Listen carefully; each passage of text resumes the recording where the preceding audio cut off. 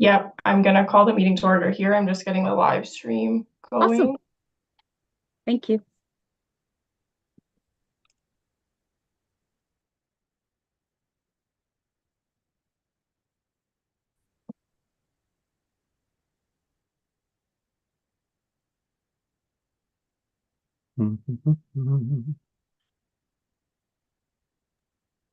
Okay, good morning, everyone. It is 9:01, so I'll call the meeting to order. My name is Alicia Milne. I'm the Secretary Treasurer of the Committee of Adjustment. First item on the agenda today is elections. So be it resolved that the committee appoint to be the chair of the Committee of Adjustment for the 2024 term.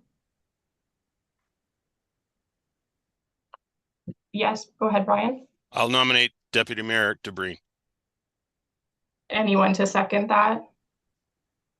Joan? Any oppositions, discussions? Any other nominations? Okay, all those in favor?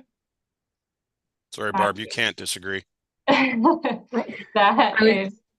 I was actually going to nominate Martin. That is carried. If you want to take over chair, there's just one more nomination for the vice chair. Could you actually continue with that nomination? Because in the chair, I would like to nominate someone. Okay. So next motion, be it resolved that the committee appoint someone to be the vice chair of the Committee of Adjustment for the 2024 term. Any nominations? Yes, Barb? I'll nominate Martin Shipston. Do I have a seconder for that? Councillor Joan John. Any opposition, conversation, discussion? Any other nominations? All those in favor? And that is carried. Very good. So now I'll pass it over to the chair, DeBreen, to carry on the meeting. Thanks, Alicia, very much. And Happy New Year, everyone. Again, my name is Barbara DeBreen, and I am the newly elected chairperson of the Committee of Adjustment, and I call the meeting to order. Actually, Alicia has already called the meeting to order at 9:01. The committee members include members of council. However, we sit at this table as the Committee of Adjustment, not as members of council. Our jurisdiction lies solely with matters of consents and minor variance applications. The secretary of this committee is Alicia Milne. This is a hearing to consider applications for minor variances and consents with the Township of Southgate and is held under the provisions of the Planning Act 1990. This hearing will be in accordance with the Provincial Planning Act, the Municipal Act, and the Township of Southgate Official Plan. Can I get a confirmation of the agenda? Martin and Brian? Were there any changes? All in favor or any opposed? Seeing no hands, that is carried. And declaration of pecuniary interest. Seeing none, I'll remind everyone that they can declare it at any time should something arise throughout the meeting. Could I get a mover and seconder to approve the minutes from the last meeting, which is, my mouse doesn't want to work. What is the date? It's blank, Alicia. And there was no attachment. It appears I have forgotten to attach the last minutes from the meeting. So we'll just remove that item from the agenda and we'll approve the last meeting minutes and these meeting minutes at the next meeting. That sounds great. Works for me. I will ask that anyone speaking about an application to state their full name and address for the record. Please keep all remarks relevant to the consent or minor variance application before us, as the Committee of Adjustment has no jurisdiction on any other matters. Any materials submitted to the committee for viewing will remain the property of the Committee of Adjustment and will be available for public viewing in the application file and may be placed online. Please direct all remarks and questions to the chairperson of the committee. This will enable the hearing to be conducted in an organized fashion. The first file is A5-23.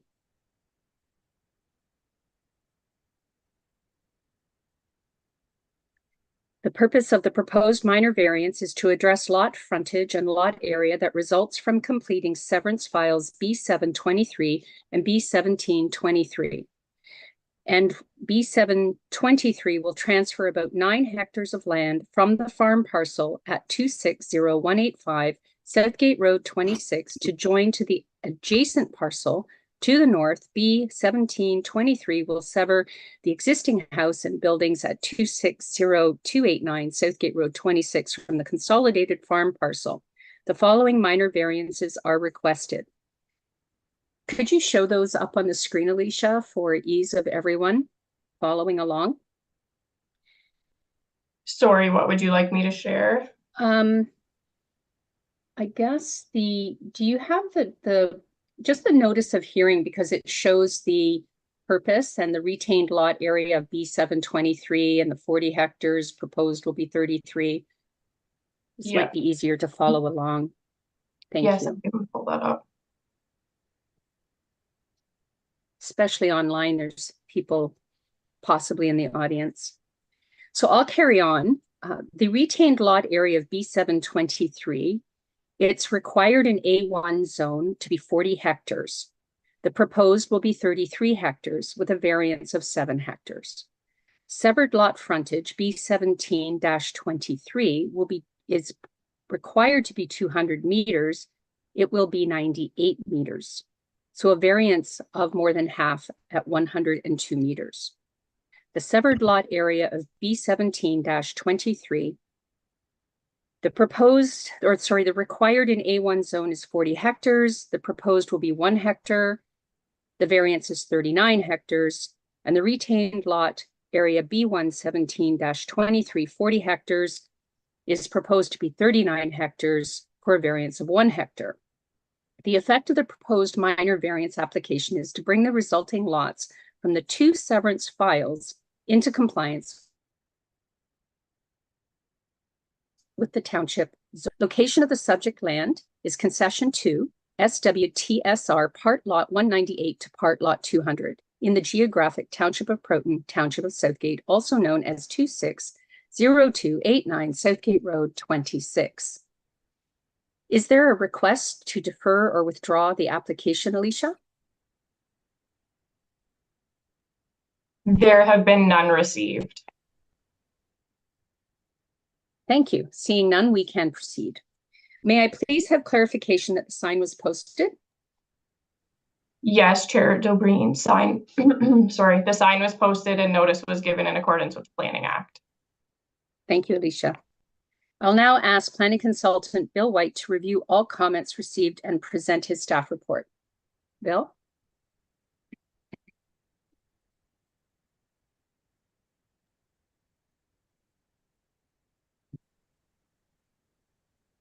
There he is. Good morning. How are you? Good. Morning, Bill. Happy New Year. Happy New Year to you all. Thank you for congratulations on your re-election, Madam Chair. Thank you. The comments for the 2 files, there is a planning justification letter and report from Loft Planning, and I see Christine Loft on the agenda, so I would leave that for her to go through.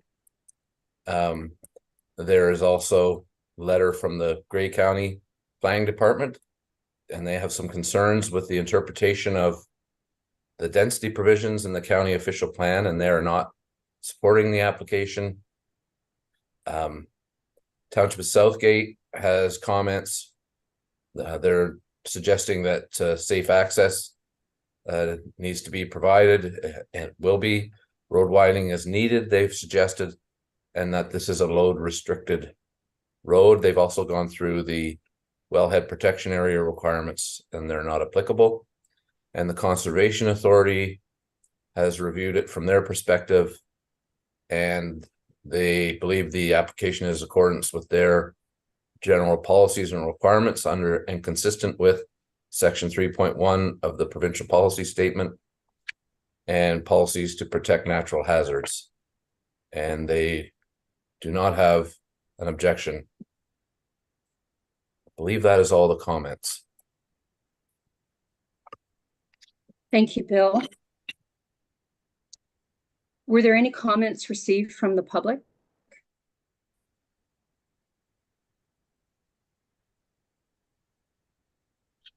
Nope, doesn't sound like it. There were Thank none you. received Yeah, from I didn't members see of the any. public. Is the applicant in attendance, and if so, would they care to come forward to present their case? Perhaps Christine. Hi, welcome, Christine. If you'd like to proceed. PowerPoint, if it can be. Do you want me to present it or will you present it? Staff. I can give you the authority to share your screen. And just, okay, well, so I will do that in a moment. And just through the chair, I would just like to confirm with staff that the county was supporting the variance that would implement B7 and that the issue is with B17. I think it's a little confusing only dealing with the variance first without the second consent. So I will go ahead and present, but I think it's important to know that this minor variance is actually implementing two consents, one of which the committee's already approved. And I believe that the county is supportive of that portion of the variance. What they have a concern with is B17, which is next on your agenda. So I will go through my PowerPoint now. Hopefully that will sort of clear things up. Christine, you should be able to share your screen now. Okay.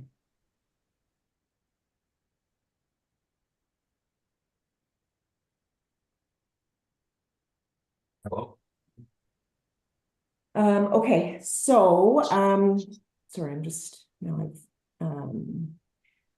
so the property that we're dealing with is 260289 Southgate Road 26, Township of Southgate. And we're dealing with what's before you at the moment is A5-23, which implements B7, which the committee approved at a previous meeting. And it also implements a new consent, which is next on your agenda, B17. So in terms of location, this is actually the parcel that we're dealing with. So it's 260289 Southgate Road 26. The variance request does also include the adjacent lands down here at 260185, because those were actually the remnant parcel of B7, which again is a consent that the committee has already previously approved. The property is located on the or adjacent to Southgate Road 14. This property is 40 hectares in size and has a lot frontage of 656 meters. The lands are the consolidated parcel of the previous consent file B7 2023, and I'll show you another drawing in a second that will identify that. The property does include an existing residence and outbuilding with access to Southgate Road 26. So the proposed consent, which actually is the next item on your agenda, but I was actually thinking that we would hear those together so the committee could get an entire picture of what the proposal is. So the consent before you, B17, is proposing to sever this parcel of land.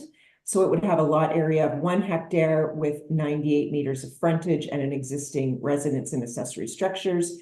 And the retained would be 39 hectares and having a lot frontage of 558 meters. And this parcel would be vacant. And the proposed minor variance, A5, is implementing both two consents. So it's first implementing B7, which again is a consent that the committee has already heard and already approved. And out of this variance, there's only one ask that implements this consent. So the B7 proposed to sever this portion and add it to the retained, and then to have a retained of its own 33 hectares, and I've identified it as B7. So the only ask of this variance is that committee support a variance where 40 hectares is required and 33 hectares is proposed, and so the variance would be 7 hectares. The second portion of the variance would implement B17, which again is next on your agenda. And so the new subject lands would be the entirety of this parcel. So the previously severed, the lands to receive, and then where the existing house is. And so the variance is asking for where 200 meters is required, 98 meters is provided, which is a variance of 102 meters. The severed would be 40 hectares required and 1 hectare proposed for a variance of 39 hectares.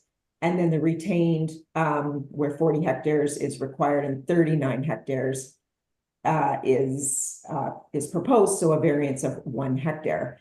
And it may appear as a large variance, however, that's the way your bylaw is implemented, is still through using exceptions to the overall A1 zone. So alternatively, you would use some type of rural residential zone that would actually permit that 1 hectare size, which is, of course, the typical size to a rural severance.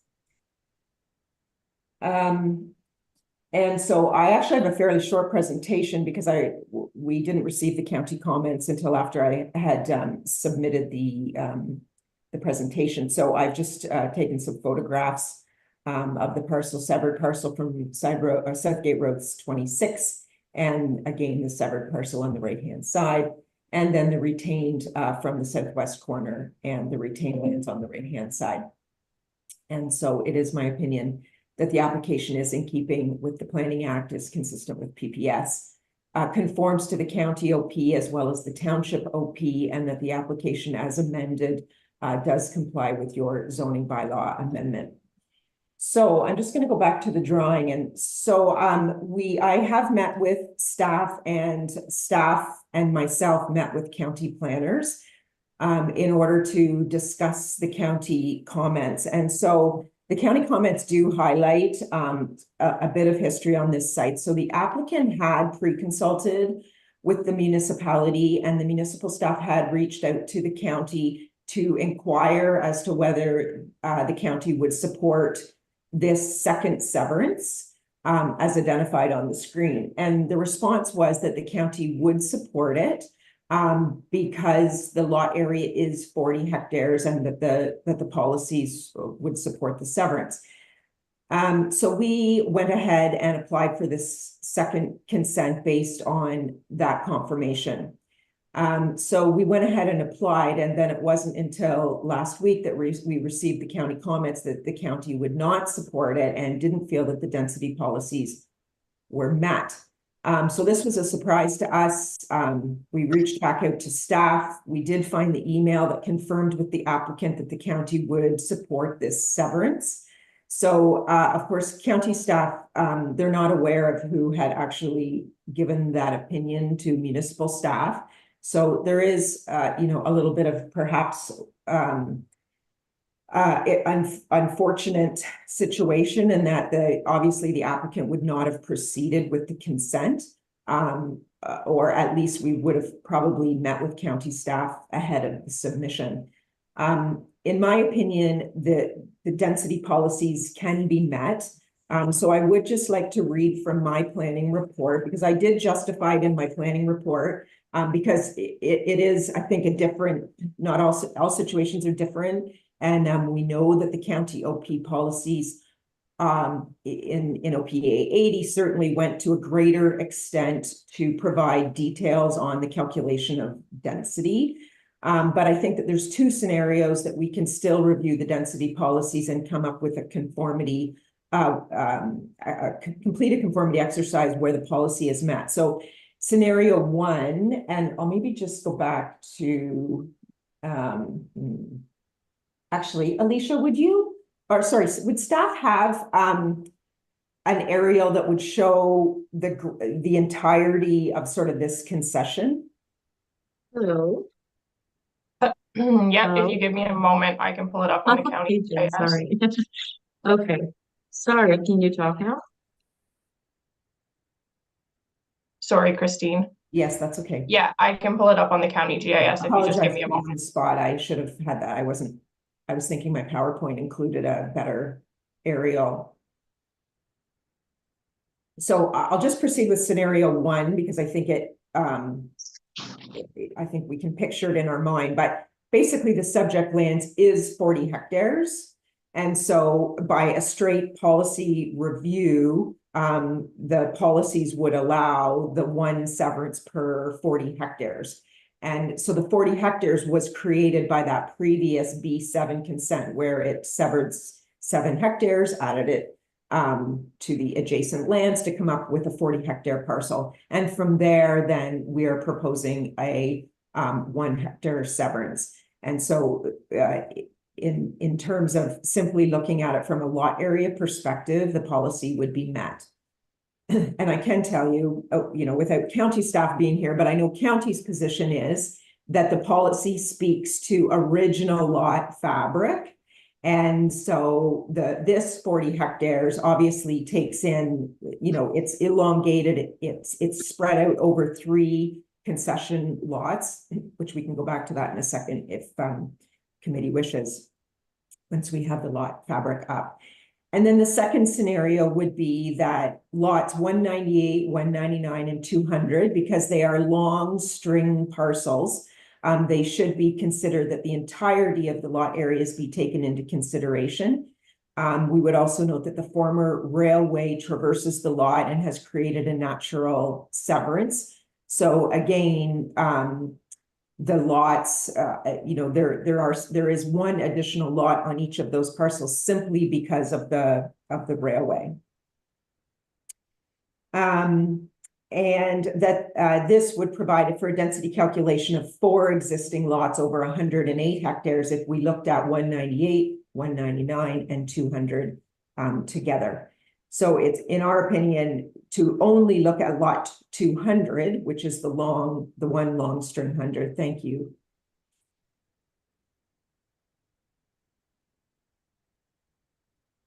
Thanks. So sorry, committee can certainly ask if they wish me to move forward at all, but, to go back and look, but the county is simply only looking at lot 200. And with the railway, it automatically creates a natural severance. In our opinion, all of this land back here is landlocked. So it is only natural that these lands have to be attached to lot 200. And so what we're looking at is this parcel, which of course juts out here now with the B7 application to create the 40 hectare parcel. So to only look at lot 200 as the original lot fabric is inconsistent with the lot fabric of the overall lots 198, 199, and 200, noting that 198 and 199 have no frontage on an open and maintained municipal road without the utilization of lot 200. And so if we're only reviewing lot 200, there would be 4 part lots within that 35 hectares. So there would be 1 parcel here, although of course it goes into 198 and 199. There would be a parcel here, this parcel, and then of course the proposed consent that we're asking for in this corner. The county's also counting this triangular piece, although this triangular piece is actually part of this lot right here. Which I did not consider that corner. I think the policies would allow that corner would not need to be calculated within the density of this lot, and that it's obviously counted in this density because the larger part of this lot is in this other concession. So in my opinion, scenario 1 and scenario 2 maintains the policies of both official plans if we're looking at either scenario 1 or scenario 2. And again, we had pre-consulted, the applicant did get direction from municipal staff that it would be supported and that it met the local OP, and there was an email that the county would also support the application and that it met the county official plan. So I think the county's comments are quite clear on the reasons why they're not supporting it. But in my opinion, I am able to support it and feel that it does meet the density calculations. And so I would ask that perhaps the motion be separated of the variance, because a portion of this variance is implementing a consent that's already been previously approved. And so if this variance was refused, we would actually be affecting a consent that the committee has already previously approved. And I don't believe that the county was not in support of that portion of the variance. And those are my comments.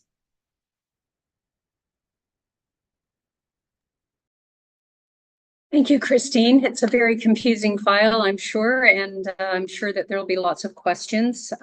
If you could, I'm just wondering if this particular file should come after the next one. So if we had dealt with B1723 first, would this file then comply? Would it have been easier, according to what Christine said? Sorry, through the chair, would you like me to respond?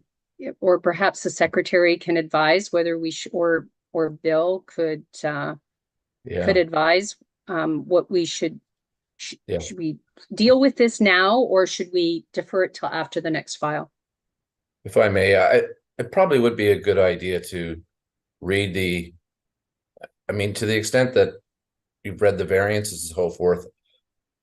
I mean, you've described it almost fully, but it might not be a bad idea, and Alicia can confirm, but maybe read B17 into the record, and then we can Christine's given her presentation based on the entirety of the applications. So maybe we just read it in, and then if you look at our report, we've made recommendations on both separately.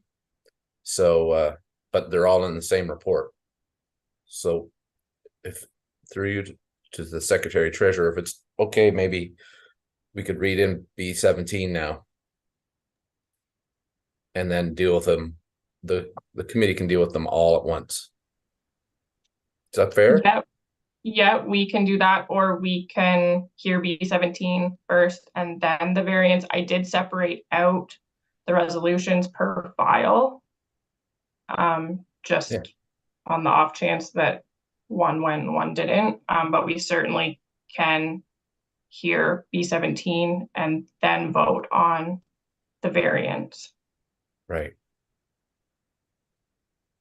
Or if you think it's best, Bill, to hear it all together. Yeah, it honestly, as long as we're affording the public and the committee a chance to hear all the information on it, I mean, I don't think it really matters procedurally. I think when it comes down to it, you could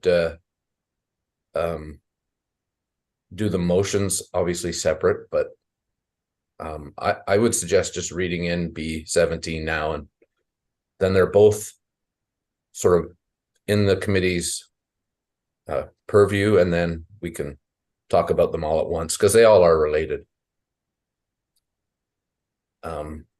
But however you're comfortable, Alicia, you're the Secretary Treasurer, so you have the leeway to do it how you feel comfortable. I'm not sure reading them, so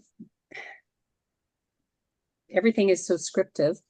I'm wondering if we defer this file and just move it to the other side of B17. Let's read B17, deal with B17, and then come back and deal with A523. That works for me. I think it's cleaner. Yeah.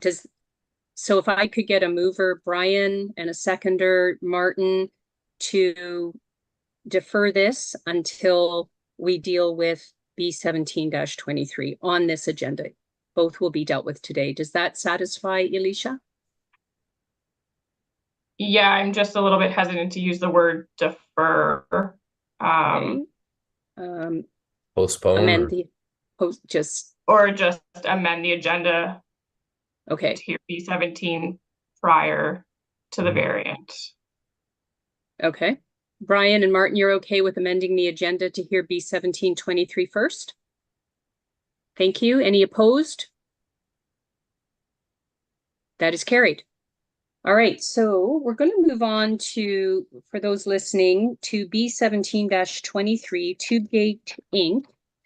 The purpose of the proposed consent file B 17-23 is to create a 1 hectare severed lot at address 260289, containing an existing residence and building with 98 meters of frontage on Southgate Road 26.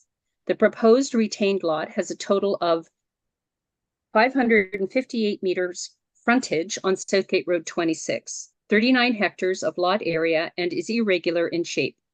The retained lot is subject to previous severance B 7-23 to convey lands from the abutting farm parcel. The effect of the consent application is to separate the surplus residence and buildings at 260289 Southgate Road 26 from the retained farmland. A minor variance application has been submitted to address lot area and lot frontage as required for parcels resulting from B 17-23 and B 7-23. The location of the land is concession 2, SWTSR, part lot 198 to part lot 200, geographic township of Proton in the township of Southgate, also known as 260289 Southgate Road 26. Is there a request to defer or withdraw the application, Alicia? There have been none received. Thank you. We can proceed. May I have clarification that the sign was posted? Yes, Chair O'Brien, the sign was posted and notice was given in accordance to the Planning Act. Okay. I will now ask Planning Consultant Bill White to review all comments received and present his staff report. Go ahead, Bill. Yeah, thank you, Chair DeBreen. Comments for B17 were received from Enbridge Gas, Hydro One, the Historic Saugeen Métis. Generally, they had no comments or concerns. Saugeen Valley Conservation Authority, Southgate Public Works commented along the lines as they did with the minor variance, as did the County of Grey. They initially commented on B17 and then they amended their comments to add in the variance. And again, I'm not so sure they're opposed to the variance, but they would be opposed to B17 due to the density implications that is outlined in their letter. And then I neglected to give my staff report on the variance, but I can give it all now if that's okay. Yes, please. So under our recommendation, you can see that we're supporting the variance subject to one condition, and that's that the file B7-23 be completed. And then we're also supporting the severance subject to 2 conditions and additional standard conditions that may flow out of the comments. So you can see on our first page of our report, kind of an outline of where the parcels sit relative to B7 and B17. And that's the blue area is the original parcel. And then in terms of the range lots, you can see the rail land kind of on the south side or the bottom side of that. And that other parcel is actually got a page number 35 on it that she was including in the density calculation is there. So that kind of gives you an idea of the lay of the land. Sorry, So- Alicia, could you put the sketch up, please? Thank you. It's just helpful. Go ahead, Bill. So the September decision that you made approved a one-time severance joining 9 hectares of land from the farm at 260-185 Southgate Road 26 to the existing 31 hectare farm that's 260-289 Southgate Road 26. That home kind of sits off in the very corner of that lot, original lot. And there were two conditions placed on B7, that this severance be one time. So the 9 hectares is essentially joined to 31 and it's made a single parcel. If they ever want to split that 9 hectares off again, they need another severance. So that's the blue. You can see the 9.12 in the middle of the sketch. So, and then the whole parcel that's subject to B17 is the big, has the a heavy dash line around the outside of it. So the other condition was that a minor variance, this is on B7, be obtained recognizing the undersized nature of the lands and any other deficiencies. So when I pre-consulted with Christine Loff on this, I felt like that was a fairly general condition. And so I wasn't involved in the consultation that resulted in the emails she was referring to from the county and so forth. But I looked at it as being a kind of general, very general condition. And so we took that to, well, what happens if the severed lot under B17 is to come off the consolidated farm parcel? So you've already approved under B7 the joining of the lands and a new farm site to be built on that 9 hectare parcel. And that farm site would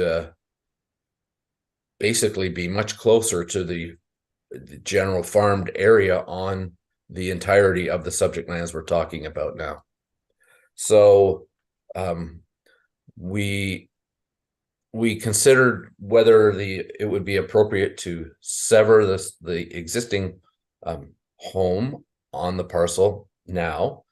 And on page 2 of my report, I don't know if you could share my report or not, but Alicia, there's a sketch that shows the consolidated parcel in yellow and then a detail on the severed lot that's kind of at the corner.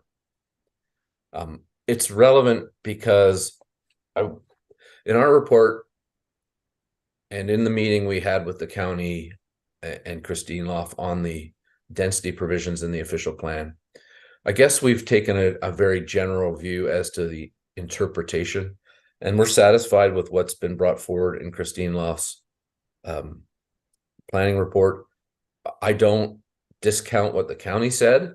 I think that they have a valid interpretation. I guess it's a point of very technical, get in the weeds interpretation of planning documents that we could spend all day on. So we put our mind to the sort of practicality of the whole thing. And the official plan allows you to do that because it has certain criteria in there that deal with severing the lands off. And what it came down to when we were finished, whether or not you allow this lot to be severed is the only issue at hand. If you followed through with B7 and the minor variance, which was generally required as a condition, you would still, and then they put the farm residence on there, you would still have 2 farms or 2 homes on the single 40 hectare parcel. And that to me is not a bad thing. I think we allow secondary units on farm parcels like this. If we were starting fresh on a square farm parcel and we were having a secondary unit, you would have it kind of within the farm cluster of residences. This one is not. It's way off on the corner. I think it's 250 meters from the actual field that would be farmed from the new site, and the entrance to it is over a kilometer, half a kilometer away. So it felt like to me that the severed lot that we're talking about under B17 with the existing home really is, its fate was sealed when we approved B7, that It's an existing home. It sits amongst a series of lots already in existence in and around this parcel. Its severance from the consolidated farm parcel under B7 doesn't really create any impacts in the official plan other than the density consideration that's brought forward. It has appropriate driveway access. The grading and drainage is appropriate. I feel it's consistent with the character of the neighborhood. You could spend a lot of time talking about whether this is an original farm parcel or not, and it's clearly not. It's a consolidated farm parcel. But underlying the legal description are all these range lots. It's just a funny part of the original township layout that they chose to include these ranges. It probably related to the historic rail line location. I'm not entirely sure of that. So we felt like setting aside the official plan arguments, which are definitely subject to some interpretation, that practically B17 can be supported due to the fact that you're going to end up, whether or not you have the lot separate or not, you're going to end up with two properties, two homes on the same parcel. We believe severing the lot off is more consistent with the character of the neighborhood, and it complies with all the other provisions in the official plan for the township for creating new lots. So that's why we've supported the severance subject to the 3 conditions. As far as the variance goes, it's true that numerically some of them are large in size, 1 or 2 of them fairly large, but again, relative to the character of the area and the intent of what was going on in this application from the start with B7 and then subsequently B17, we feel that they can be considered minor, desirable for the development of the lands and maintaining the intent and purpose of the official plan.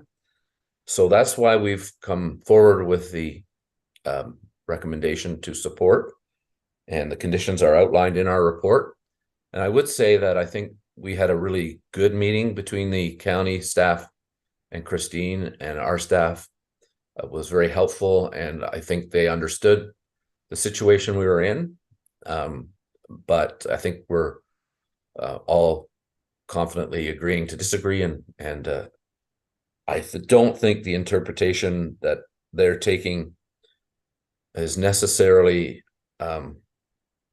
supportive of any impacts on the ground. I think on the ground, if you were to take the Grey County staff interpretation that it exceeds their density requirements, it's strange because you'd still end up with the same number of houses. So density to me always meant number of homes per hectare. They're interpreting number of lots per hectare, and they do that because of the historic number of lots created throughout Grey County. So I appreciate what they're saying. I think practically on the ground, we're supportive of the applications. We believe there's merit in it from a planning perspective, and that's our position on both. Thank you. Christine, did you want to add anything to that? Thank you.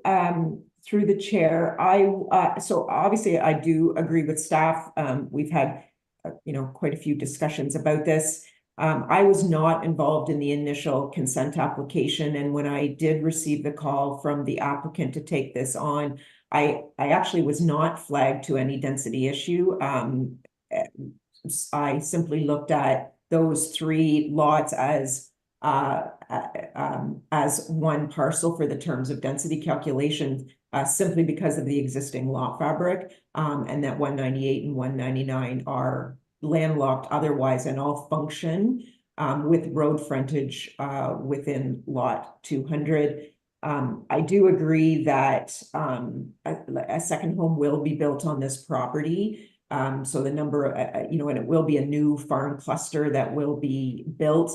I do understand that if the consent is not approved, then it is likely that house, the existing house, will be simply torn down. Because it's, it's just not everyone can build a second farm cluster if you can't actually, hold a mortgage, sell a lot, and have a separate conveyable parcel. So there certainly is a good chance that the existing house and buildings will be torn down in order to construct a new home and farm cluster. I know county's position, county's sort of first position was that a secondary home could be built on the property. And so in their opinion, that second home could exist with or without the severance. I would just say that MDS was calculated and is met. And again, there was pre-consultation and an understanding that the county would support the application. And so although that maybe doesn't help to your committee's policy, I think considering that staff and myself have provided multiple scenarios where the policies can be met, that that should weigh on committee. And those are my comments. Thank you. Thank you. Do any of the members of the committee have any questions? Now's the time. Martin, then Monica, and then Brian. Yeah, so if I understand correctly, the hinge pin from the county is that they're looking at lots, and Bill just mentioned his idea of density is actual houses. So there will be 3 houses in that property then, or potentially 3? Because if I may, I guess through you through the chair to you, if this severance is approved, then and a new farm cluster is built over on the sort of main part of the site, they would be entitled to apply for a secondary unit. So they could, under our current zoning rules, have a so there could be 3 on the parcel eventually, but not as of now. What our perspective was that it would be the 2. But you're correct. Once it does separate, there could be a new secondary unit in the farm cluster. To be frank, though,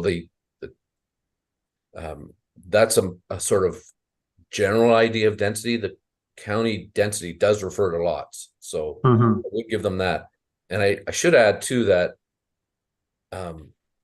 these are range lots, and so it was always very strange to me whether, in theory, and there's, as has been said, I think there's actually 6 lots, range lots.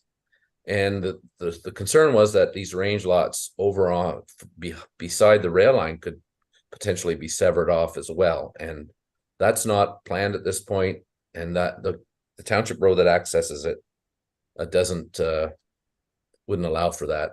But so it's very into the weeds. But so yeah, in answer to your question, there is a difference in density.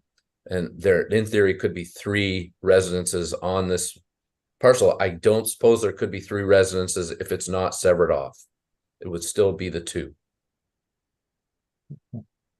And just for my own clarification, Bill, you mentioned range lots. Are those the smaller strips south of that? Is that what we're looking at when you say range lots? Or like, could you please explain that? Yeah, that's right the now underlying original. Sorry. Yeah, go ahead. Yeah.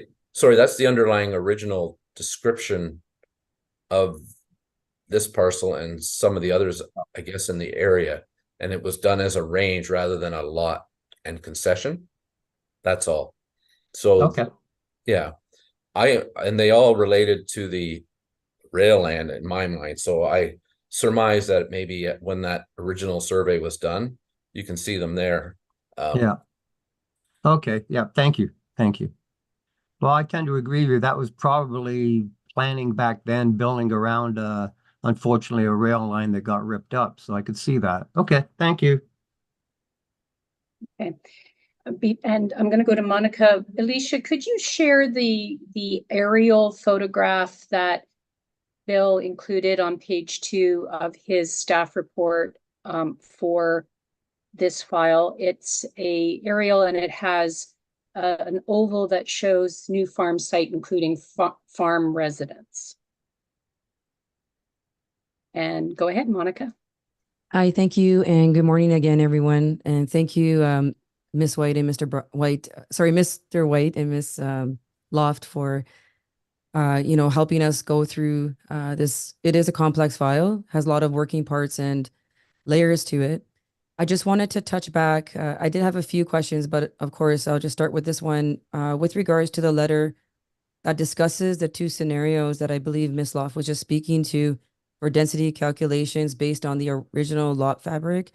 While both scenarios appear to meet policy requirements, could you elaborate on why scenario 2, considering the entirety of the lot areas, is considered appropriate despite lot 198 and lot 199 having no frontage on an open and maintained road without the utilization of lot 200? And I believe you spoke to the railroad. So I'm wondering if that would have something to do with why that consideration is there. Who wants to field that one? Christine? Sure. Thank you. Through the chair to the committee member. If I could share my screen for a moment, I think the aerial would help to answer that question.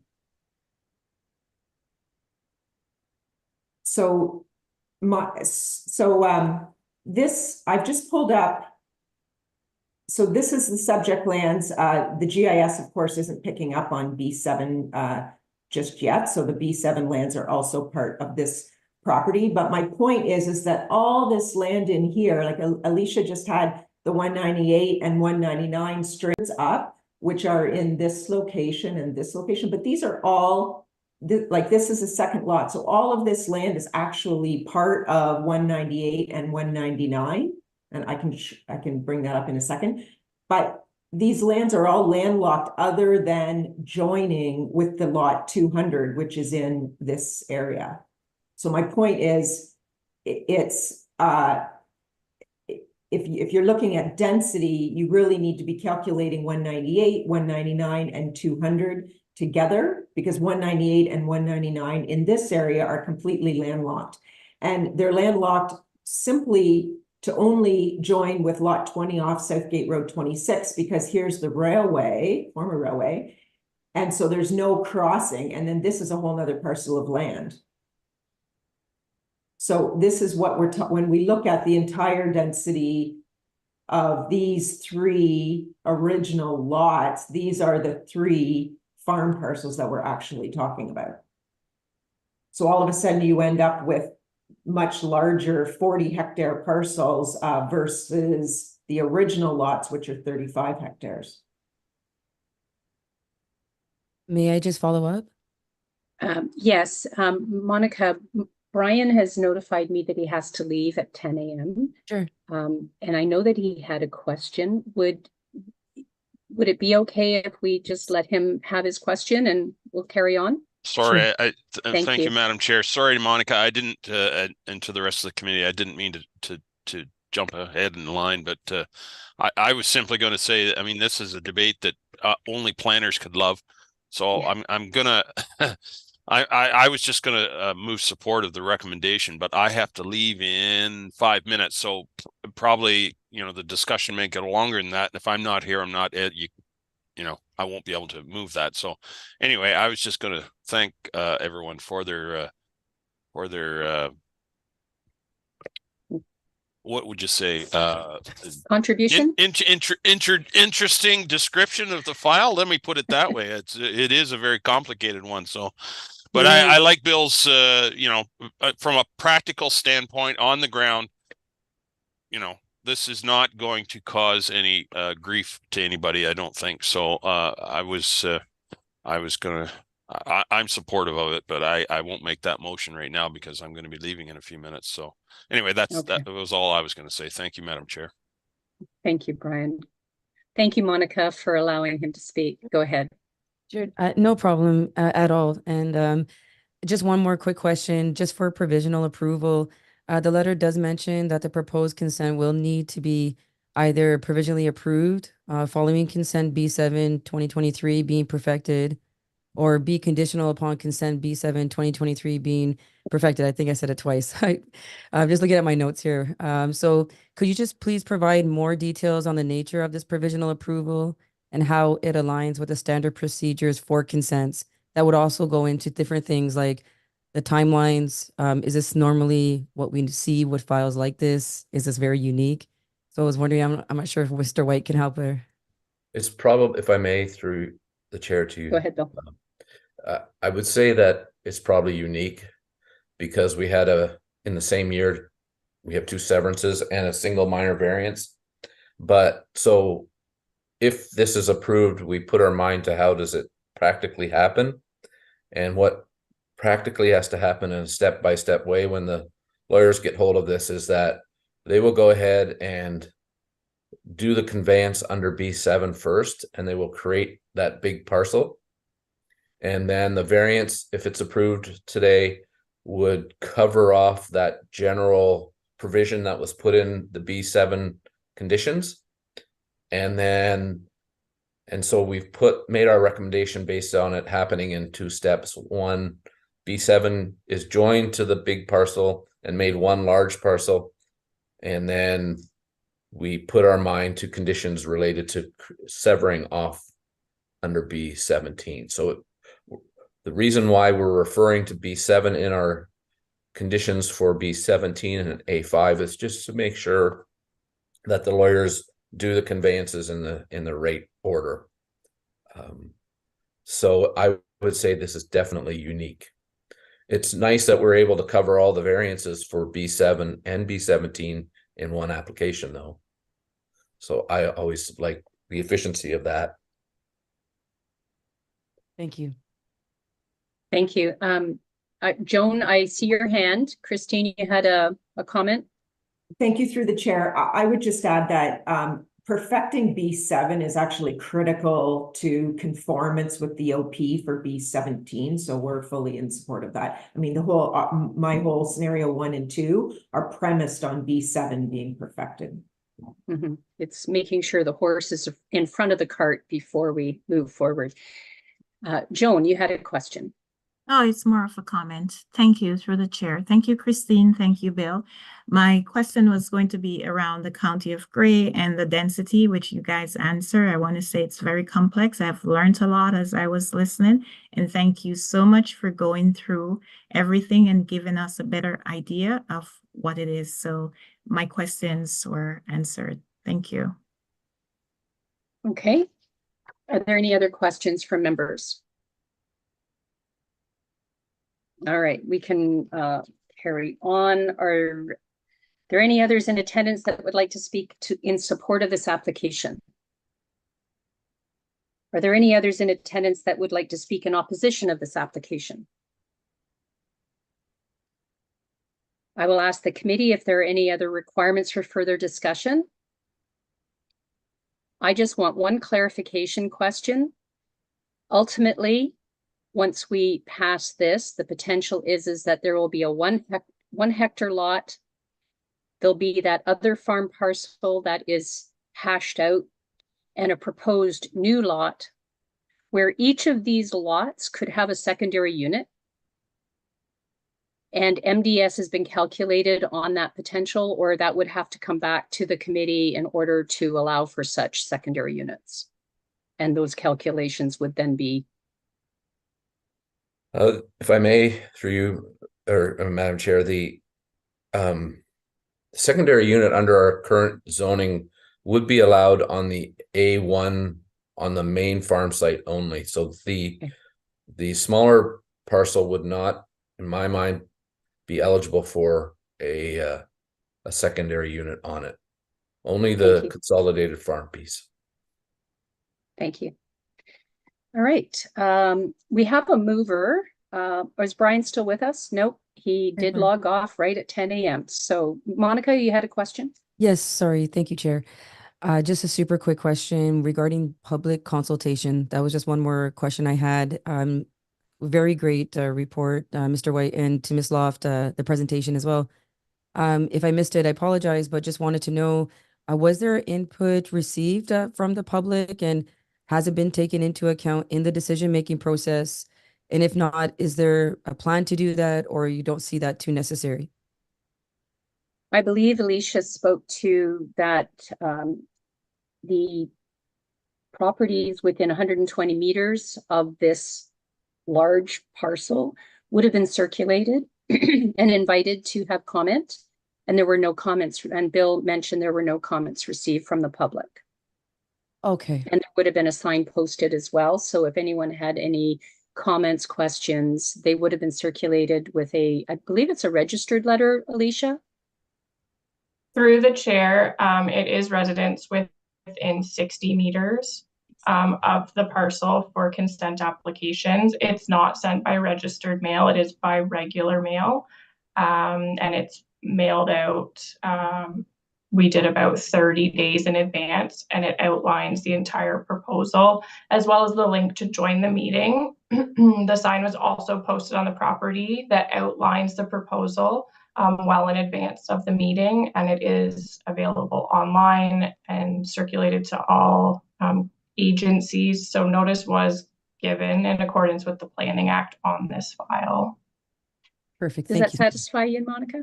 Yes, it's just because, again, it's such a complex file, and it's good. Thank you for the reiteration for that. Thank you. All right. Could I get a mover and seconder to grant, refuse, or defer the application? Martin, what would you like to do? You're muted. $5. $10. Oh, inflation. Yes, with the practicality, and I'm really glad we did it the way we did with as you said, the cart before the horse and all that. So I would go grant. Thank you. Do I have a seconder? Jim. Are there any questions, comments? Any opposed? The decision of the committee is to grant the application with the following conditions of the consent. I'm just going to make it that this is be it resolved that the Committee of Adjustment receives staff report. Am I on the right one? Because this one says A523. Alicia? You might be on, I can read it. Yes, please. If you'd like. Yes, please, because there's two staff reports, but they looked very similar. Yeah, so the staff reports were identical, but the motions were split. So I did attach the staff reports twice, but I split the motions. And the motion for B1723 does include a clause about A2523. So it is very confusing as they do go hand in hand. But the motion for B1723 that Member Shipston and Member Ferguson have moved and seconded to approve reads, be it resolved that the Committee of Adjustment receives staff report PL 2024-001 for information, and that the application for consent file B17-23 be approved subject to the following conditions: that the conveyance provided for under file B7-23, for which a notice of decision was issued on September 27th, 2023, be completed, and that minor variance application A5-23 is approved and in full force and effect, and that the standard conditions regarding driveway access and similar apply as recommended by other agencies and township departments, including that all requirements of the township, financial and otherwise, be addressed to the satisfaction of the Secretary Treasurer prior to issuance of a certificate of consent. Thank you. And I did follow along with that. And this can only be completed provided A5-23 is dealt with, and we'll be doing that next. So are there any other questions? Are there any opposed? Seeing no hands, that is granted. So I'm just going to read the balance.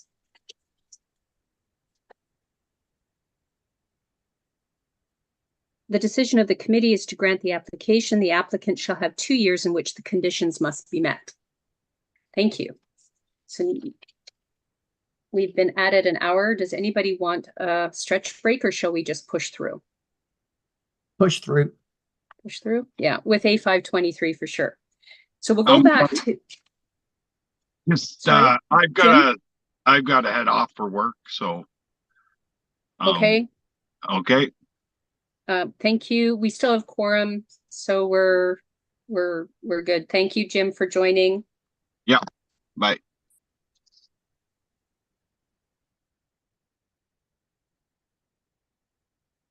All right, we're back to A523 for those who are in the audience. I won't read no, we haven't had anyone new join, so I won't read the entire purpose and effect at this point in time. We're just resuming the discussion. Is that satisfactory to the committee? Great. Do any members of the committee have any questions with regard to A523?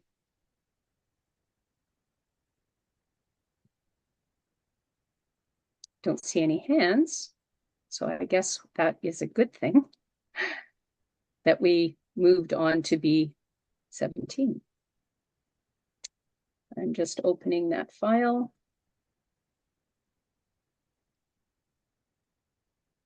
Are there any others in attendance that would like to speak in support of the application? Are there any in attendance that would like to speak in opposition of the application? Are there any questions from the committee? May I request a mover to grant, refuse, or defer the application? Joan, what would you like to do? Sorry, move the grant. Thank you. Can I have a seconder, please? Martin? Any opposed? That is carried.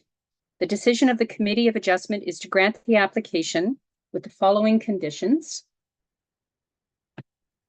And it says, read the resolution. Be it resolved that the Committee of Adjustment receives staff report PL 24-001 for information, and that application A523 for minor variance be approved subject to the following conditions: that the conveyance provided under B723 for which a notice of decision was issued on September be completed, and further, that the application for consent file B17-23 be approved subject to the following conditions, which it already has been approved or granted. Correct, Alicia? Yes, All that's right. correct. Yep. The applicant shall have 2 years in which the conditions must be met. That is the end of that file. Thank you very much. Thank you. Thank you through the chair to the committee. Quite an education today. We'll now move on to A7-23 Gray 9 Enterprises. My computer doesn't want to scroll.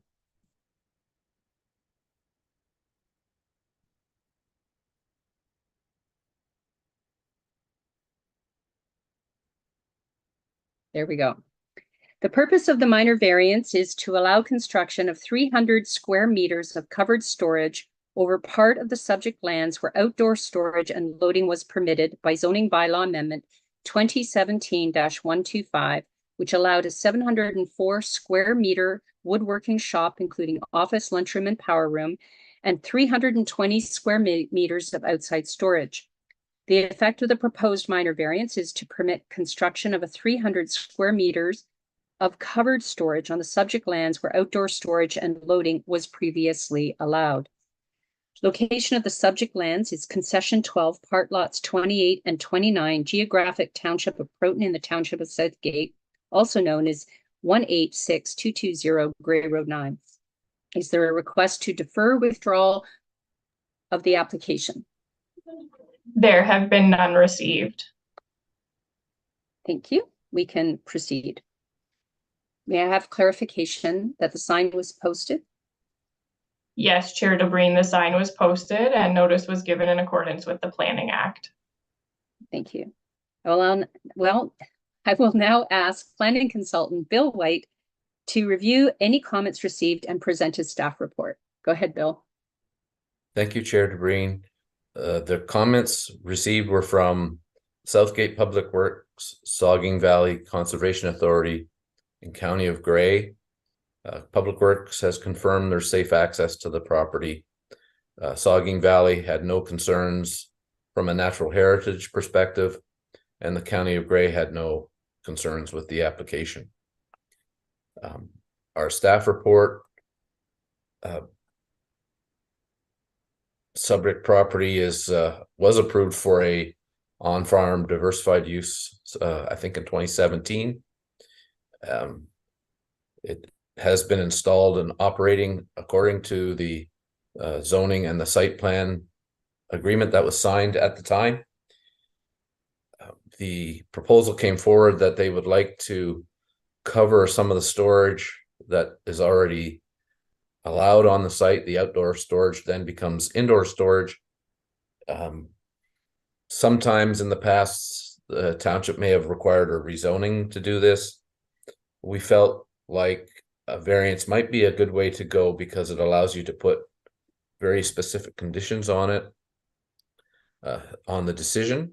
And so our only concern would be that somehow the outdoor storage becomes functioning woodworking or whatever is going on in terms of the on-farm diversified use. But when we look at the layout, it's pretty separate. As far as the building separations, there is an opening with a loading dock. And so from a practical perspective, again, covering the storage can tend to make these businesses work better and look better from the road. We did give you a little shot of the street view. And so you can see how the buffering and so forth is working. And so our recommendation is to support the minor variance with two conditions. Because we consider the variance to be minor, desirable for the development of the lands, and maintaining the intent of the official plan and zoning bylaw. And the conditions are that the storage area not be used for woodworking, and that the total open and covered storage not exceed the 302 square meters already approved. Any questions? Thank you, Bill. Were there any comments from the public received? I didn't see any. No, not that I saw. Okay. No, through the chair, there were none received from members of the public. Thank you. Sometimes they come in late. Is the applicant in attendance, and if so, would they care to come forward to present their case? Do any members of the committee have any questions? Monica, then Martin. Yes, so thank you, Mr. White, through you, Chair, to Mr. White, with speaking to the storage size limitation. So just recognizing the condition that limits the total covered and open storage on site not to exceed, as you mentioned, the 302 square meters as previously approved in the zoning bylaw amendment 2017-125. Just a question with regards to, has the applicant provided detailed plan or commitment to ensure adherence to the specified storage size limitations? Through the chair to you, to the member, they haven't said anything in response to that condition. If committee approves it, then that would be the condition they would have to meet. If they, and I don't see this happening, but say someone were to disregard that and begin to store outside the building in a large area, that could be a potential zoning infraction that could be enforced through the township enforcement personnel in the building department. So they haven't verbally said to me they're okay with that, but if you make that a condition as a committee, then they would have to adhere to it. They would also have to apply for building permit, because this is not just a roof line. This is an enclosed space. It would appear there is a door there. So they would have to apply for a building permit, and then our building department would ensure that they would be circulating on the conditions. Thank you. Okay. Did you have any other questions, Monica? I just one more. Sure. Thank you so much.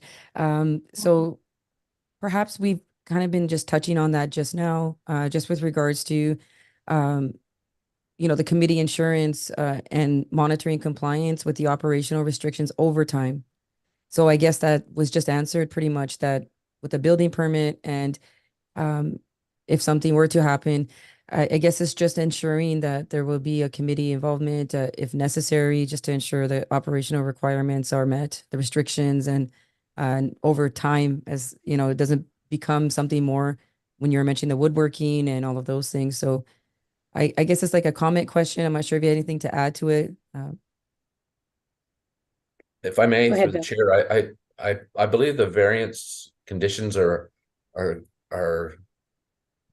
good and tight in that way. If there were to be a problem, it would be pretty clear that it is an infraction going forward. The township operates mainly on a complaint basis, so there would have to typically be a complaint from someone. Although in the course of the building inspections that go on with a building permit, if they saw that, all of a sudden an outside storage area was beginning to evolve, then I suppose they should and could speak out and require that not occur. And they would do follow-up site inspections to make sure it didn't. But as far as enforcement, it's typically through complaints. So there would have to be an issue that someone were to notice that it was occurring. Typically, my experience with these kinds of businesses is they're operated pretty tight to what their approval is given. But it goes to the operator generally. Thank you, Bill. The bylaw enforcement would take that. It wouldn't come back to the Committee of Adjustment, but we do have a Property Standards Appeal Committee should there be an issue with outside storage or use of the covered storage changing, and that was a complaint based, then that would go through a separate process, separate from this committee and separate from council.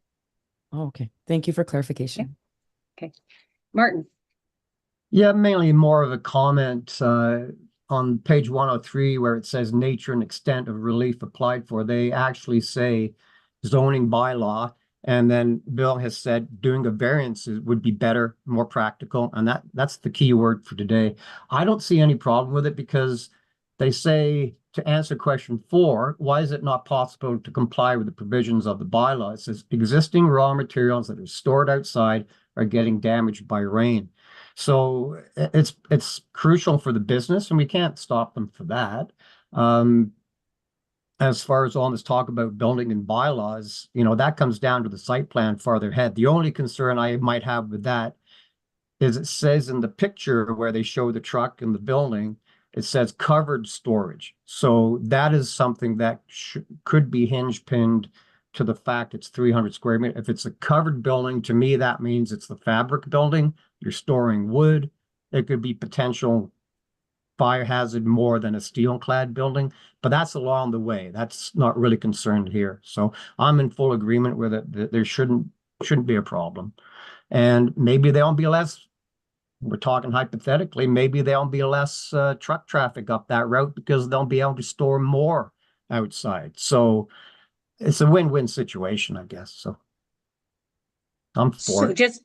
So just to clarify, there is no outside storage going forward from this. No, but this will all be all just inside. enclosing the Yeah. current outside storage.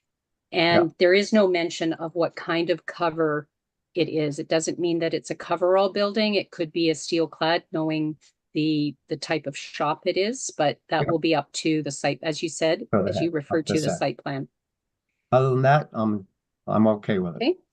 Joan, Thank did you. you have any? Thank you. Joan, did you have any questions?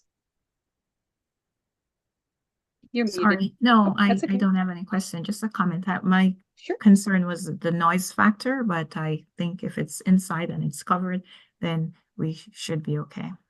Thank you. Yeah, it's an existing shop that hasn't had any complaints to my knowledge, and this would just be more aesthetics and protecting the storage of the lumber.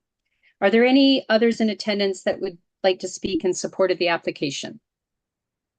Are there any in attendance that would like to speak in opposition of the application? Does the committee have any other comments or questions?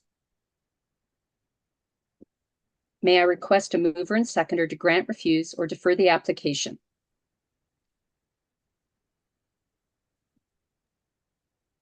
Martin? I almost lost another $10. I moved to grant.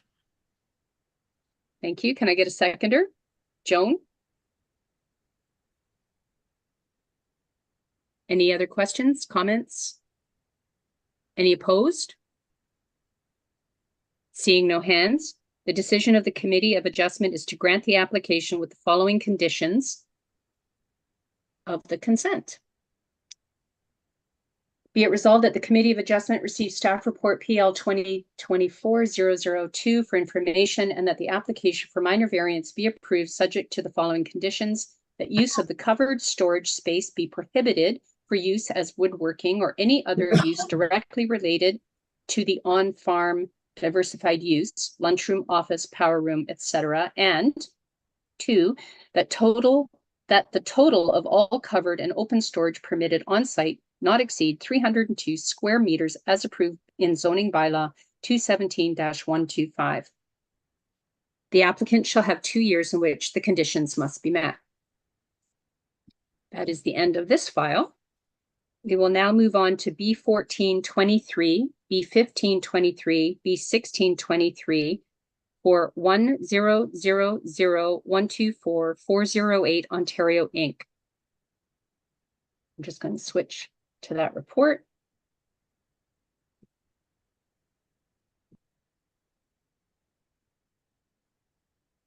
The purpose of consent applications B14, 15, and 16-23 is to sever the subject lands proposed to contain a fourplex residential building to create 4 proposed lots with approximate dimensions as follows. Alicia, could you put them up on the screen, the staff report? Yep, just give me one moment here to pull it up. Or the notice that shows the, it's just easier to follow along for those listening. Or the street is severed lot B1423, lot frontage 7.54 meters, depth 22.8 meters, area 171.9 square meters on Gold Street. The second lot is the same dimensions, also fronting on Gold Street. Severed lot number 3, B1623, is the same dimensions, but fronts onto Hagan Street. And the retained lot is of the same dimension, also fronting on Hagan Street. The effect of the proposed consent applications, B14, 15, and 16-23, is to allow severance of the subject lands proposed to contain a fourplex residential building into 4 separate units, or 4 separate lots. A zoning amendment application to allow construction of a fourplex residential building on the subject has been submitted, and separate notice of public meeting has been given. Location of the subject land. Legal description, lot 28 of Plan 480, Block T, Geographic Village of Dundalk in the Township of Southgate, also known as 191 Hagan Street West, Dundalk, Ontario. Thank you, Alicia. Is there a request for deferral, withdrawal of the application? Alicia? There have been none received. Thank you.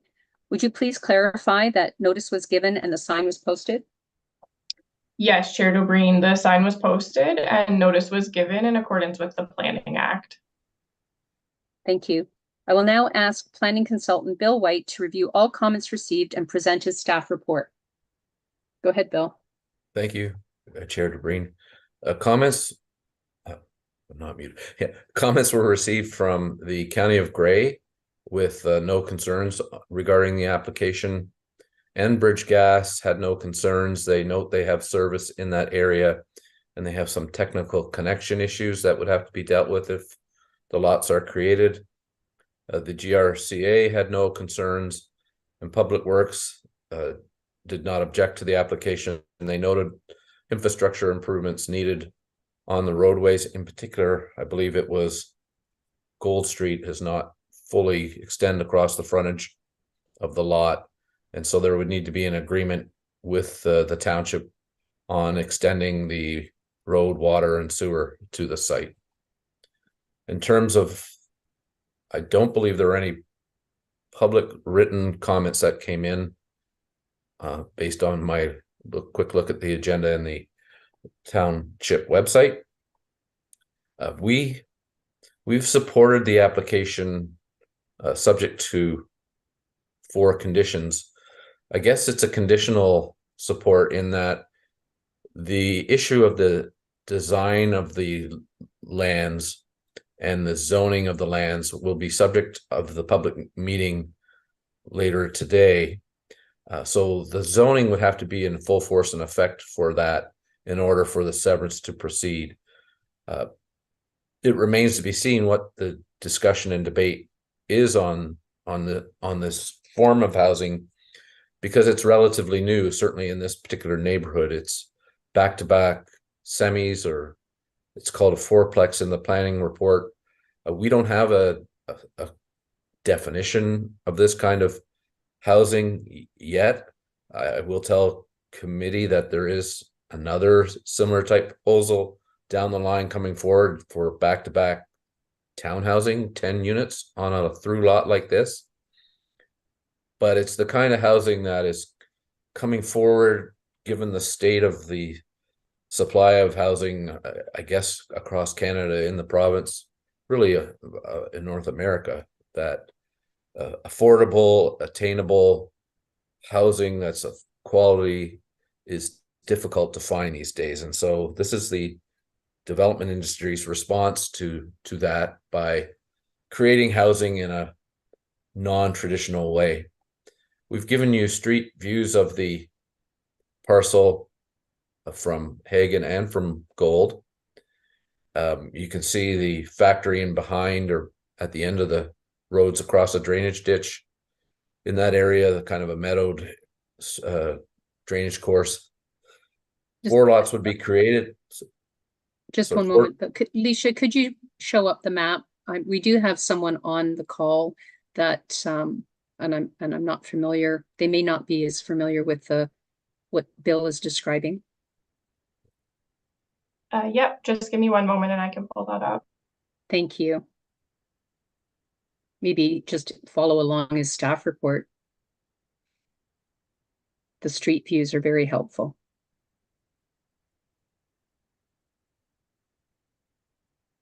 Right, so on there you can see the view from Hagen Street. You have 2 relatively new single-family homes on either side of this lot. And then on the next page, you can see it, because that road is not extended, you can see kind of the open space between these homes.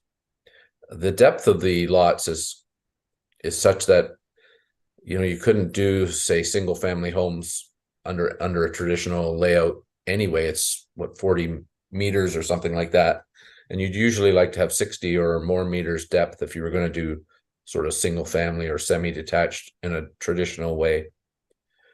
So we're talking about the severance portion of it. So we're talking about the lot creation, and the lot creation would fall out of the zoning of the lands, as I said, which we're going to talk about later today. And so in a sense, we're not really getting into that argument about whether it fits in with the character of the neighborhood. We've described the neighborhood a little bit and given some food for thought for committee. But in terms of the lot creation aspect of this, then if you accept that the zoning is a condition, then the lot creation, in my mind, would be appropriate with certain conditions. Essentially, we're allowing the if the zoning is approved, that would be the first condition. Then the second conditions, other conditions of the severance relate to extending the water and sewer and making sure there's separate connection to each, and extending Gold Street, and also ensuring that the lot lines follow the eventual common party walls that would be created in this housing. So basically the 4 units would all be joined by common firewalls or party walls, like a semi, but in this case, the back of the homes would be joined as well. And so we would want to make sure, if we're dealing with just the severance only, that the lot lines follow the foundations. And so the conditions talk about having a land surveyor pin or locate the foundations once a building permit's issued to make sure the lot lines follow that. So again, I'm setting aside the argument about whether it's appropriate land use in the neighborhood, because we're requiring the zoning as a condition. And that each of these lots would have separate water and sewer under this proposal connection. So, and the people would own their lot. So I guess from a neighborhood perspective, it's helpful that each of these people would own their unit and the driveway area space out front of their unit as well. So there would probably need to be some easements, depending on how the drainage is handled, to make sure that, because they would also own their side yards, that drainage that happens along the side is not interrupted and so forth. We'd have to maintain that, but those things would need to be dealt with, I think, the site Public Works call it the developer's agreement, but it would be a servicing type agreement for the lands. That's our perspective at this point. We are supporting it. The zoning would be a main condition that go through, and we'll be talking about that in a later meeting. Thank you, Bill. Is the applicant in attendance? And if so, would they care to come forward and present their case? Would that be you, Genevieve? Thank you, Chair Dobrain. It's actually my colleague, Yanni Brewer, who's going to be speaking to the application today. I'm just sort of listening in case there's anything I can assist her with. Thank you very much. Thank you. Well, welcome, Yanni. Nice to meet you. Hi, can you hear me? We can. Okay, thank you. At this point, I really don't have anything much to add to what Bill said. I'm here for questions. Thank you for welcoming me. I appreciate that. Thank you. Terrific. Alicia, I'm sorry, could you put back the Questa page that's in Bill's staff report that shows the outline of the proposed fourplex? The one that you had up on the screen before we went to Yanni. Thank you. Yep. It should be here shortly. That's it. Yes. Perfect. Thank you very much. All right. Do any of the members of the committee have any questions? Monica and Martin and Joan. Sorry, I didn't see you, Joan. It just popped up on my screen. I will just ask my question before I forgot. Thank you, through the chair. Speaking about the extension of road, water, and sewage, what are the financial implications to the township of Southgate? Who will be in charge of all that extension? If I may, I would say that the entirety of the cost would be borne by the landowner. There may be some specific things that Public Works wants to accomplish that they might contribute to in some way. But I think the intent would be that any contribution from the township would be minor, and that the bulk of the cost would be borne by the applicant. Thank you. Monica? Thank you. Yes, thank you. Oh, sorry, Joan, is that okay? There must be a bit of a delay there. Sorry about that. Go ahead, Monica. Sure, no problem at all. The technology world. So no problem. Just with regards, just touching on, it's like the 2 single dwelling homes that are there. So my question, I am trying to focus it as much as possible, would be towards the intensification strategies and compatibility. So there is the emphasis for the need for intensification strategies that consider the existing built and physical environment and ensure compatibility with surrounding land uses, as mentioned in section 3.56 of the county official plan. So the question that I would have, how has the proposed fourplex design taking into account the existing build and physical environment? And what measures are in place to ensure compatibility with neighboring residential units? Thank you, Monica. Go ahead, Bill. I'll start. I guess a lot of that, and it's you're right, that does apply. A lot of that discussion would bear out in the rezoning part of this, and so when we're in committee and we're dealing with severance, we're focusing on the lot configuration, and so by making the zoning a condition of severance, I felt like that would move the argument on compatibility more to the rezoning section. But I did touch on it a little bit in the report, in that and mentioned in the presentation about the need for affordable and attainable homes. And so what is the neighborhood now may change rather quickly because of the secondary unit policies now in place in the province, and that will be coming forward to council with in the coming weeks. And basically every home like those in this neighborhood on either side of this property could be upwards of 3 units, including a granny flat type establishment, an addition built on the back with an apartment in the back.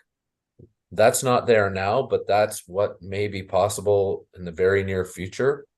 So is it compatible now? It's a much higher density, a much smaller lot. The ownership configuration is a little different in that there's no backyard. But to the degree that that is incompatible with the neighborhood, it's hard to say. I take a lot of solace in the fact that it is home ownership. It will be affordable, but it's definitely new for a neighborhood. So it will be interesting to see how it comes out in the zoning process. I guess I would argue that the compatibility could theoretically be achieved here as the neighborhood evolves, but it's because it's the first, it's a little more challenging, I guess, to see that. So it's kind of a roundabout answer, and I apologize, I'm not being direct, but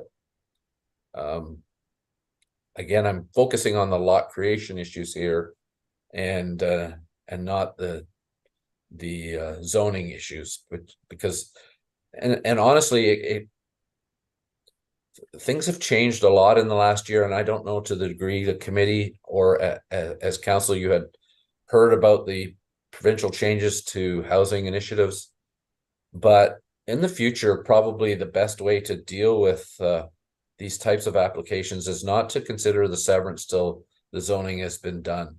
And I know that in a lot of places it's sever and that the zoning is made as a condition, but nowadays there's no appeal rights on severances of this type, and but you can't appeal a zoning. So it would be helpful to deal with the zoning first, and deal with that issue of compatibility, and then if it's approved, deal with the severance later. But I know that the procedure in the past here and a lot of places is to do it at the same time or do one first. But so I apologize for the length of that answer, but compatibility is a concern.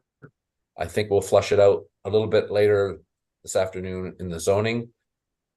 There are some pros and cons here, but this will be impactful in the neighborhood. But it will look like a building. It will look like a big single family home, I suppose.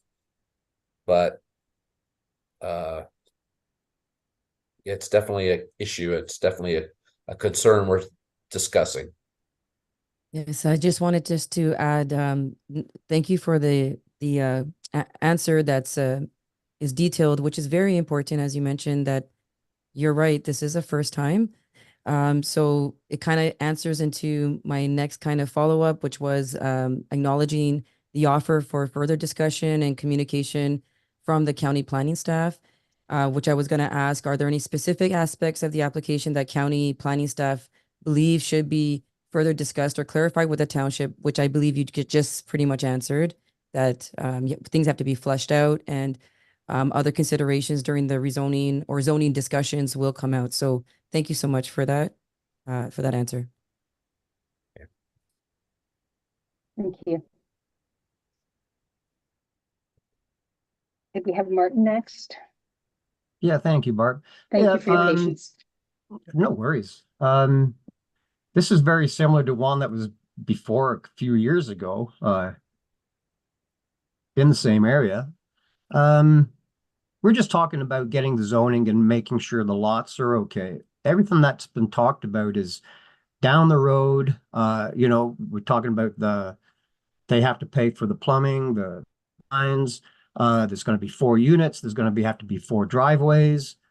There could be shadowing issues from the bigger house. So that's all in the future. We're just dealing, Bill, right now to get it going. Except there are 4s. We can do it.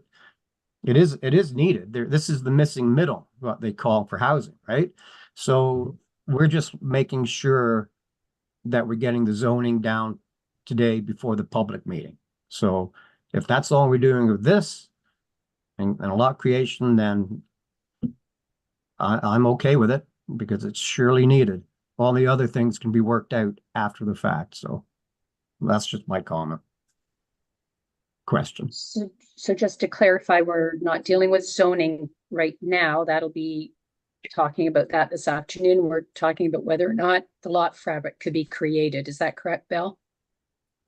That's right. And in terms of approach, we're recommending that if you approve it, you add a condition that the zoning be in a full force and effect. And then the rest of the conditions relate to the procedure. Procedures need to be followed to make sure each lot has appropriate access to sewer, water, and road. Yeah, that's what I meant. Okay. Thank you. You're welcome. Thank you. And there are a number of steps to go through in order to get there. Bill, with the item on the screen, could you clarify? It looks as though we do have a back-to-back single detached houses, so it would be a back-to-back semi. These are back-to-back semis, so that would be 4 units, but it would appear that the property line proposed is encroaching upon the neighbor's building. That's probably, if I may, a GIS issue more than anything. I think now it would be incumbent on the applicants to survey the lands when the time comes to create the lots, and they would need to confirm that they have all the space they've applied for. But I think it relates to the GIS, and because you can see it's quite far away from the house on the other side and maybe overlapping on the other one, but they would not be able to take land from any other person that's there, and they are not, and they would have to survey it, and that's why the condition relates to having an OLS make sure that the space is there, and that if the permit's issued, the footings and foundation are in the right place. But I think it's more of a GIS issue than a practical issue, but we'll address that as in a condition. Okay, thank you. Welcome back, Brian. Did you have any questions? No. No, I'm good. Thank you. We are just to let you know where we are on Golden Hagen. Yep, thank you. So the only other thing that would be dealt with would be snow placement. There's no side yard, no backyard. This is it could very well end up just being a back-to-back, 2 singles back-to-back in the end, if they can't address all of the other concerns, but that is dealt with at the zoning stage and site plan stage, correct? Yes, if I may, they may have the driveways join in the middle, and so snow on the private driveways would go either side of the but they could also put them in the middle of the lot. But snow removal on the street will be a little challenging because there's no turnaround. But Public Works has not said they must be plowing Hagen and Gold already without a turnaround, so they must be very crafty in how they do it. But it'd be nice to have a a bulb or a through road or hammerhead turnaround, but we don't. So, yeah. Not yet anyway. Perhaps that will come in the future. I know that it had been spoken about years ago. And yes, we have very talented plow people. Mhm. All right. Are there any other questions? Yes, Monica. Just a touch point on the last comment. And I know we've had discussion regarding the municipal servicing and wellhead protection. That's where I thought maybe task it later, but I think it's merited to ask now. That the proposed development would use full municipal servicing, as been mentioned, and county and planning staff have no concerns regarding wellhead protection areas A and B. So the question, are there specific measures in place to ensure that the full municipal servicing is implemented effectively? And how does the development address potential concerns related to wellhead protection? Right. I think you've touched on it as far as the wellhead protection. The residential uses of these are typically not, especially when they're on full municipal services, not of impact on the wellhead protection area. I do have a report coming to you at one of the future council meetings talking about further implementation of the wellhead protection area in the zoning bylaw.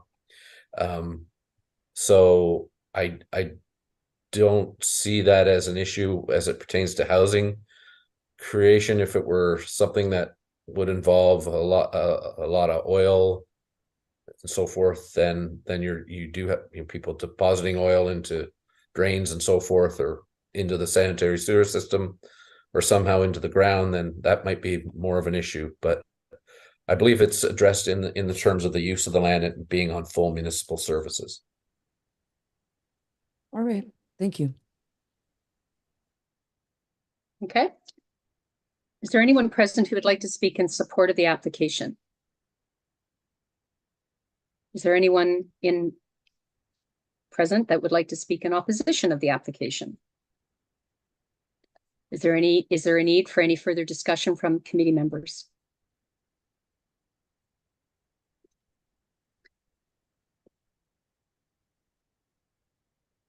Just checking if I had any. Don't. And again, we will be talking about this afternoon through the planning meeting. All right, I need a mover and seconder to grant, refuse, or defer the application. Monica? I will grant. A seconder? Brian? I did have one question before we go to the vote. You mentioned affordability. When does that come into play as far as keeping it affordable? So you create 4 back-to-back semis that each have their own property. What is in place to keep it affordable or to prevent the individual from buying the unit and flipping it?